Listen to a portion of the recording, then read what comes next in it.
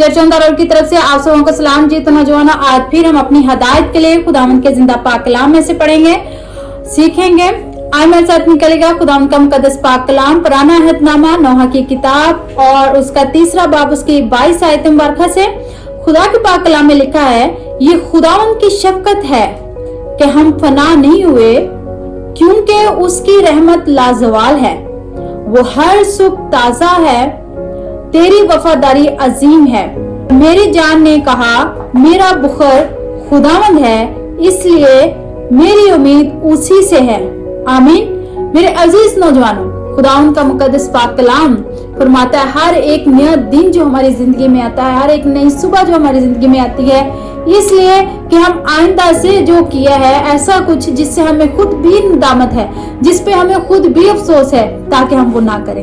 मेरे अजीज नौजवानों, जब हम खुदावंद के मुकद्दस पाक कलाम में देखते हैं तो हम बहुत सी खूबसूरत जो वाक्य पढ़ते हैं, जिनसे हम बहुत सीखते हैं खुदा के पाक कलाम में से। इसमें से एक वाक्य हम देखते हैं, ऐसा वाक्य जो खुदा के रसूलों का है, यीशु मसीह के रसूलों का वाक्य है। देखिए, यीशु मसीह के साथ रहने वाले। अब पतरस को देखें, पतरस क्या था? यीशु मसीह के साथ साथ रहता था, यीशु मसीह से बहुत प्यार करता था।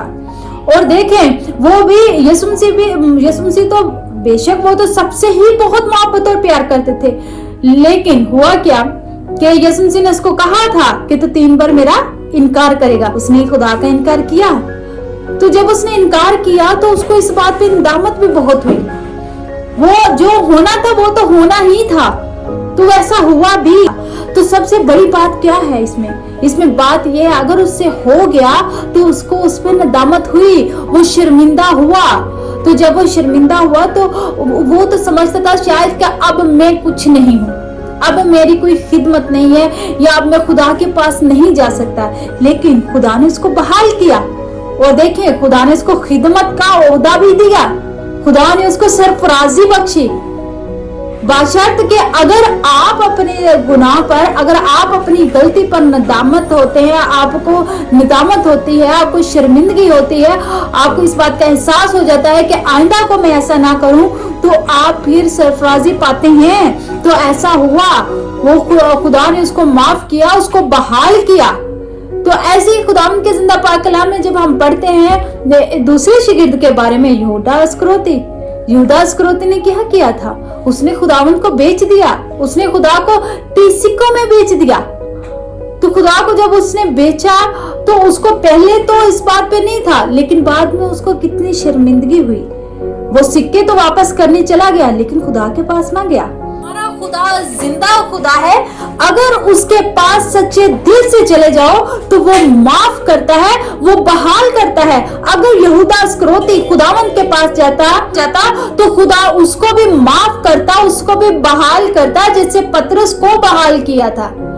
खुदावंद उसको भी बहाल करता, लेकिन वो खुदा के पास ना गया। वो खुदा के पास अगर जाता तो बेशक खुदा उसको माफ करता, क्योंकि वो माफ करने की कुदरत रखता है। उसने तो उन जिन्होंने नबियों का कत्ल किया, जिन्होंने नबियों के साथ इतना बुरा किया, उन सबको माफ किया। तो क्या खुदा फिर से उसको माफ ना करता? खुदा जरूर उसको माफ करता, अगर वो सच्चे दिल से खुदा के पास जाकर तौबा करता।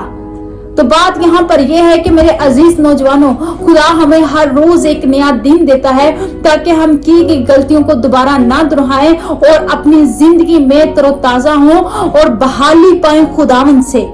अगर हम उसी चीज में फंसे रहेंगे, अगर हम उन्हीं प्रॉब्लम्स में, उन्हीं चीजों में अटके रहेंगे, तो हम कभी भी बहाल नहीं हो सकते।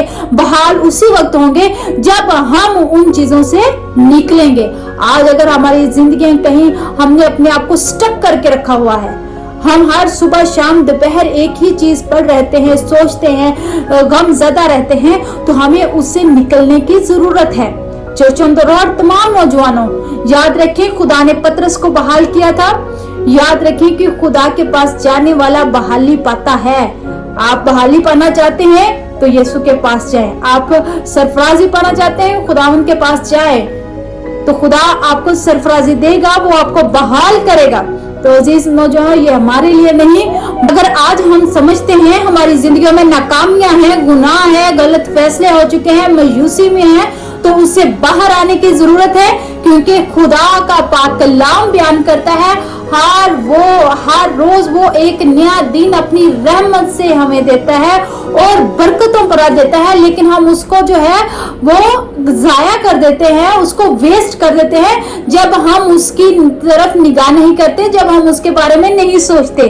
तो अजीज नौजवानों, अपना वक्त जाया ना करें, अपने उस नेमत को, उस बरकत को जाया ना करें जो खुदावंद ने अपने बेटे यीशु मसीह के जरिया से हमें दी है, क्योंकि यीशु मसीह पर ईमान लाना ही, और जब हम यीशु मसीह पर ईमान लाते हैं तो वो तमाम बरकतें हमें मिल जाती हैं जो उसने हमसे वादा किया। और यीशु मसीह ने कहा है, मेरे नाम से बाप से जो कुछ मांगोगे तो वो तुम्हारे लिए हो जाएगा। आज बहाली चाहिए, नाकामी से निकलना है, हमें परेशानी से निकलना है, तो हमें उसके नाम से मांगना है। तो बेशक हम पाएंगे, ईमान से मांगे, ईमान के साथ अपने दिन का आगाज करें, क्योंकि वो अपनी रहमत से आपको सब कुछ दे रहा है। उसकी रहमत है हम पर, उसका फजल है हम पर। तो अजीज नौजवानों, आज का कलाम हम सबों के लिए बाइस बरकत ठहरे। God bless you all.